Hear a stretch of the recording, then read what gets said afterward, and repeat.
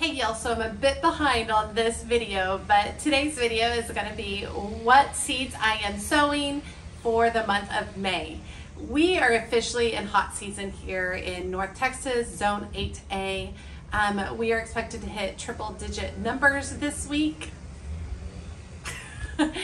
which is insane because we just passed Mother's Day. Just absolutely crazy, but we're definitely all in the heat right now. Last night we had a pretty rough rainstorm come through with some crazy winds. This guy is suffering over here. A lot of the Canterbury bells got laid out flat because of the rain and because of the winds. It's pretty intense last night. However, I am thankful for the actually having rain, because we have been in a massive drought and have not really had much rain at all. So I'm thankful for the rain. However, it did a lot of damage in the garden. Anyway, so today I'm going to be talking about what seeds I'm sowing in the month of May, and the entire focus for the seeds I'm sowing this month is heat-loving plants. That's what I'm going for. Plants that love the heat and they're going to do beautiful in this hot summer weather. As you can hear, it's a pretty busy day in my neighborhood, so you're going to hear a lot of lawnmowers, weed eaters, people getting stuff done.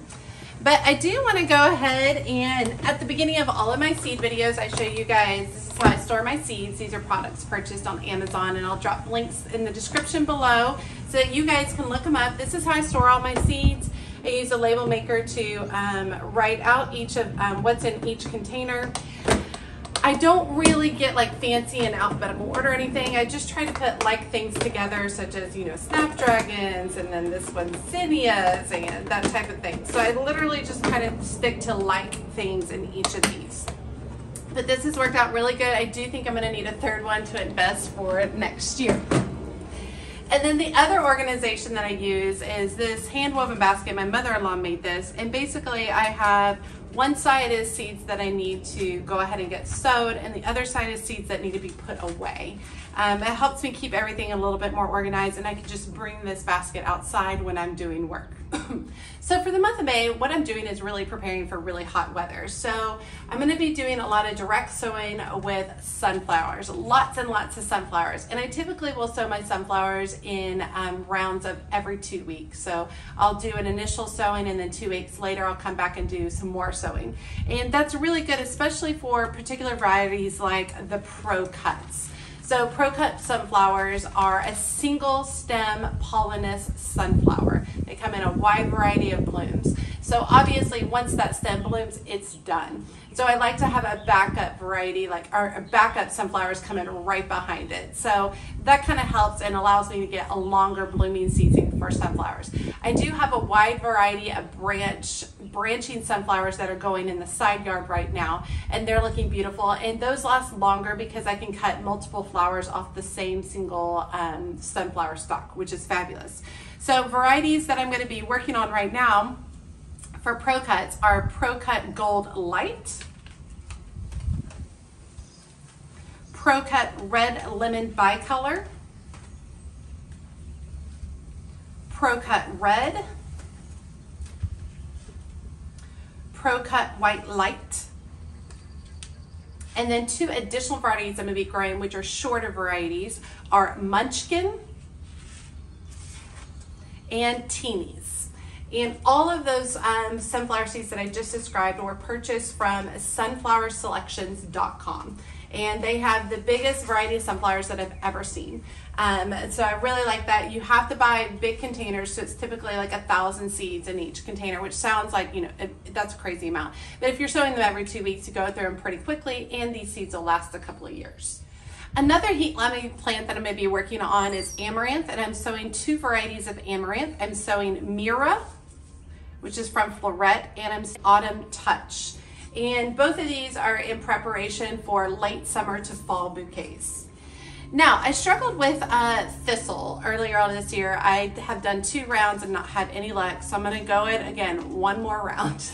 One more round of thistle. I'm just really hoping I just get a couple. Just if I can just get a couple to sprout and go, that would be great. So I'm about to do another round of Globe Thistle Blue Glow. If you have any tricks for getting thistle to germinate, I would love to know. because I am seriously struggling. They have to have light. They need to sit on top of the soil. They need to be moist, not dry. It's a lot. It's a lot of things, and they're just very particular. So my ranunculus are finished for the season. And when I say finished, I mean they never bloomed. I think I just started them too late. But I am at a time where the foliage is dying back on all my ranunculus corms. So I'm gonna be digging up all my ranunculus corms. I'll have a video coming up of that.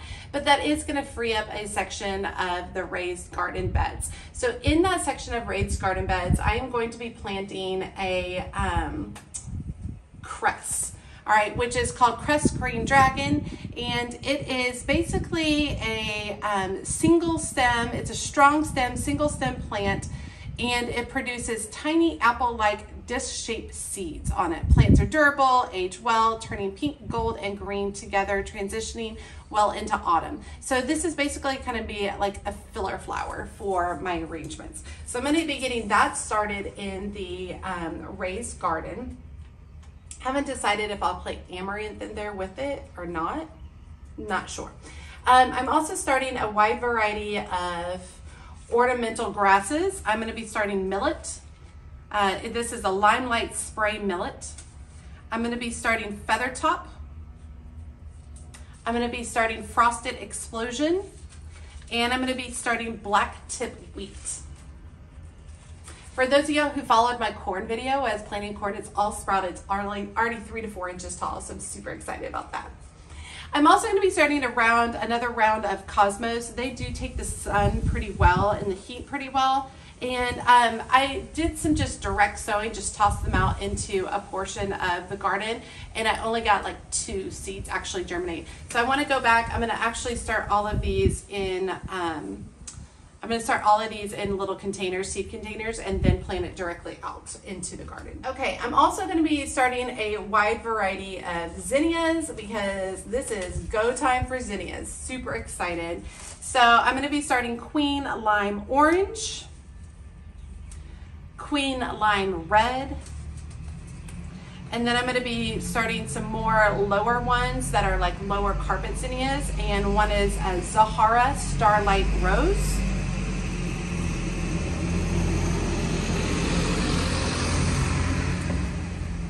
Jazzy Red, and Persian Carpet. So some of these are going to be direct sowing, but all of the carpet ones I'll be doing into little seedling trays, just because I want to get those started, and they're going to be very precisely placed in the front landscape. They're going to be taking over the space where all the pansies and violas are, because all of those are done with this heat that's come through.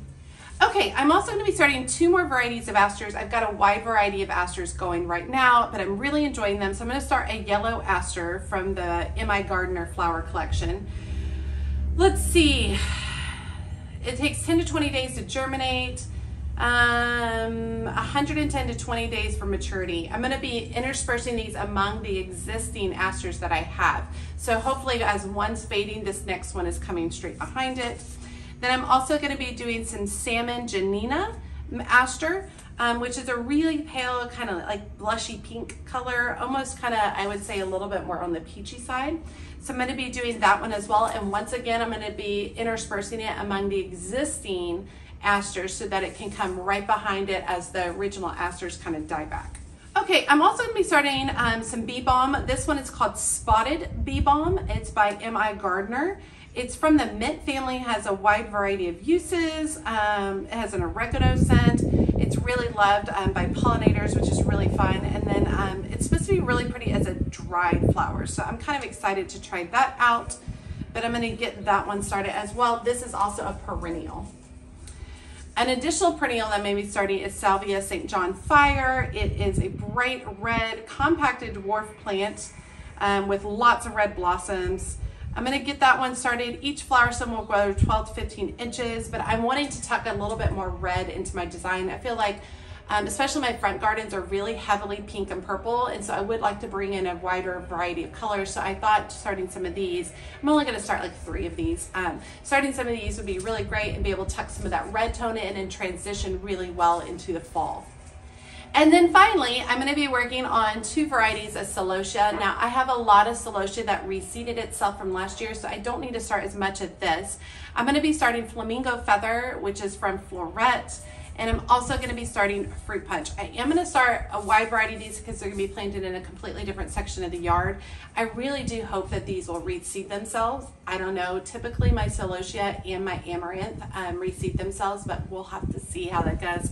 If it does, that'd be amazing. I would love that. I love when things reseed themselves. I know a lot of people don't because it gets a little crazy and you have to go pull and you have to be able to recognize what the little seedlings look like and all that kind of stuff. But I love it because that's one less step for me. That's one less thing that I need to do, prepping those seeds, sowing those seeds, getting them started in seed trays or whatever. So I love it when things reseed themselves. Okay, quick question for you guys. I have been growing Canterbury bells this year. They are a biennial, so last year they were all just greenery. This year they are blooming tons of beautiful stalks.